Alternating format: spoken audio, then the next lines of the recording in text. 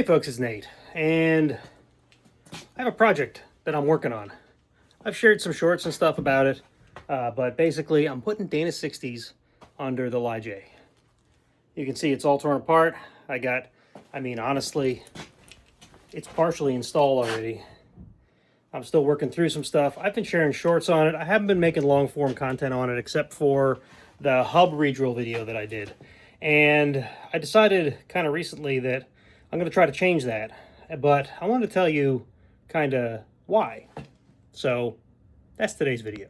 So today I just got done making some high steer brackets from Off-Road Anonymous that are going to go on the knuckles that came off of my Dana 60. But I thought, let's just quick record a video, and I'm going to kind of walk you through what I'm doing, why I'm doing it the way I'm doing it, what I've run into already, and then I think from here on out, I'm going to try to share more of the process, right? That's really the reason I haven't been making the videos. Every step of this project is a learning experience for me. I've never done a 1-ton swap before. I've never done an axle swap to this extent before. I did a spring over axle and a Cherokee Dana 44 in my YJ that I used to have, the Smurf, the blue one. But that, excuse me, that wasn't exactly as involved of a project. The spring over kind of was. But this time I'm doing full on 3 and 4 link, and I ended up picking up some King coilovers for the front, and I'm going to do something similar in the rear.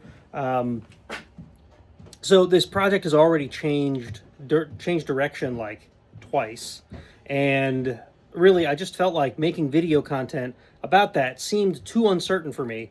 I like to, when I share content with you guys, I like to feel a little certain about what I'm doing, but I'm like your average Joe doing an axle swap, and that's kind of what this channel's all about, your average Joe doing stuff in the garage.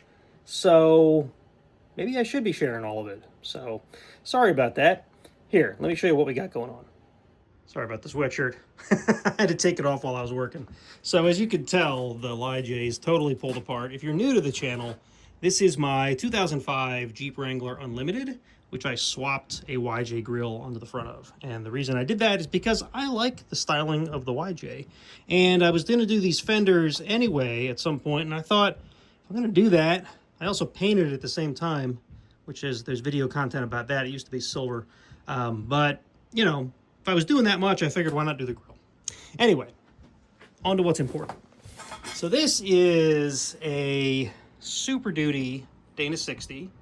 I thought it was an 05 to 11. Turns out that it's an 11 up. And I learned that when I started working on these knuckles.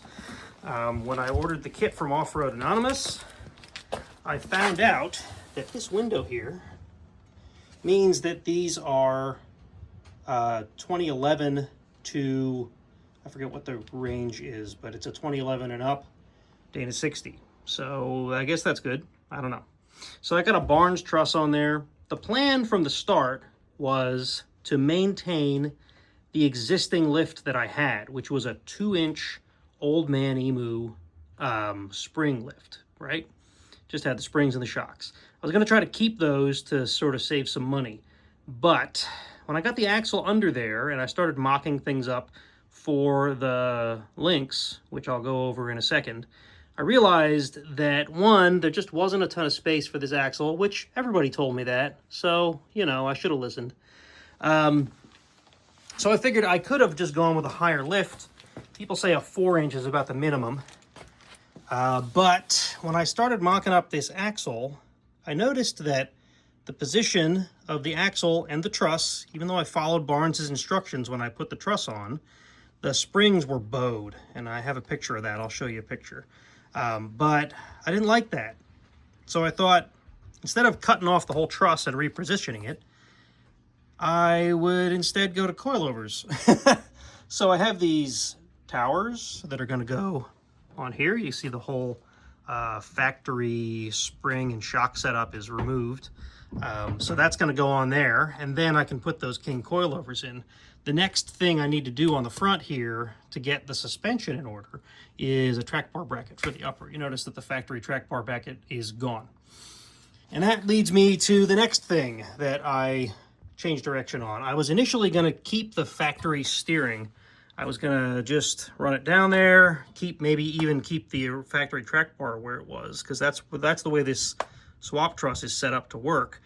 But when I went to this 3-link, which by the way is also a Barnes kit, I got a Barnes 4-wheel drive 3 and 4-link with a subframe kit. You see the section of the subframe that I've welded in there. That'll switch the rear to a 4-link and the front to a 3-link. Single triangulated rear setup, and 3-link in the front, which of course requires the track bar, which is what I needed to figure out, right? So I have a track bar bracket right here. This came, I think, from TMR. I think this is a TMR bracket. Anyway, that's going to go on here somewhere. I'll figure out where it goes. This was a generic kit, so I had to modify it. You can see it still needs a little bit of work to get it to fit just right. I have to grind and whatnot to get it positioned just right. But you'll notice that once you place this thing, 1, there's clearance with the axle issues, and 2, there's clearance with the steering issues. So I decided to simplify my life there too, and I'm gonna go full hydro. So there's gonna be, I bought a Barnes kit that's gonna weld in, I think it was Barnes. No, I don't remember. Might have been Off-Road Anonymous. Kit that's going to weld onto the front of the axle, sort of the front of the truss over next to the pumpkin. And that's going to mount a double-ended ram, and then it's going to come out, of course, to these high steer brackets that I bought. You notice they don't have an accommodation on them for both the drag link and the tie rod. That's because they're made specifically for full hydro. So those are I am committed to full hydro. Once I get those welded on there, I'm committed. So that's what I've been up to in the garage. That's the project. What I'm gonna do from here on out, I think, is maybe they'll be just on my phone like this. Maybe I will do, professional tripod camera recordings of different projects that I'm working on. But I'm gonna kind of work on it as call it a build series. I don't know. I don't have a solid plan as to what's next and what I'm doing. I know that these knuckles are probably next on my list. Figuring out the high steer mounting is probably after that. So I can get that bracket that's in a box here somewhere welded on. And then once I have that welded in place, I've got a buddy who's going to help me install the gears and lockers. I found a used Detroit auto locker for the rear, which is going to go in the rear Dana 60. And I bought a brand new ox locker for the front. Now, why did I buy a used one for the rear and a new one for the front? Because lockers are freaking expensive. I think I spent almost $2,000 when you consider the locker, the gears, the actuation stuff, the cable for it. I went with an electric actuator for it. All of that added up to, it might have been $1,600, $1,700.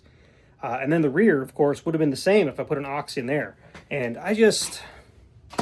the money's adding up, folks. This project is expensive. If you think you're going to do if you're going to do this sort of project on your own, if you think it's going to cost you $6,000, double it. If you think it's going to cost you $10,000, double it.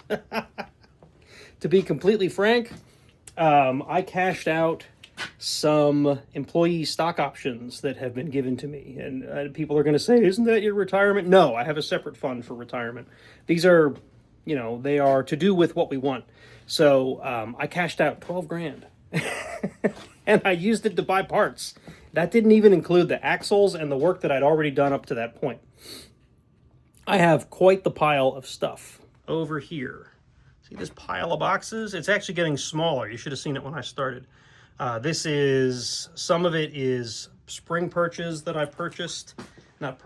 Spring buckets that I purchased that I'm not going to need now because I switched directions. Some of it is, you see those are tie-down tabs. I've got all my gear and locker stuff over here. The box for the ox is right over there behind that box fan.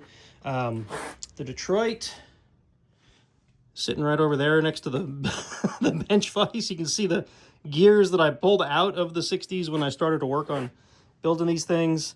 Yeah, it's been a hell of a project. And like I said, every second of it has been another learning experience. So yeah, if you're interested in this kind of content, please let me know. Because like I said, I'm super uncertain as to whether people are going to want to watch this content. So if you're watching this and you're like, yes, I want to watch Nate fumble through a Dana 60 install, then please tell me, because if you guys don't want to see it, I'm gonna go back to working without filming it, and I'll just film it on the trail once it's finished. Thanks for hanging out while I ramble about this project. Please, like I said, hit that like button and give me a comment if you want to see me build this thing. And yeah, I'll start making the content if it's what you guys want to see. Remember, folks, get out there and wheel. I'll catch you in the next one.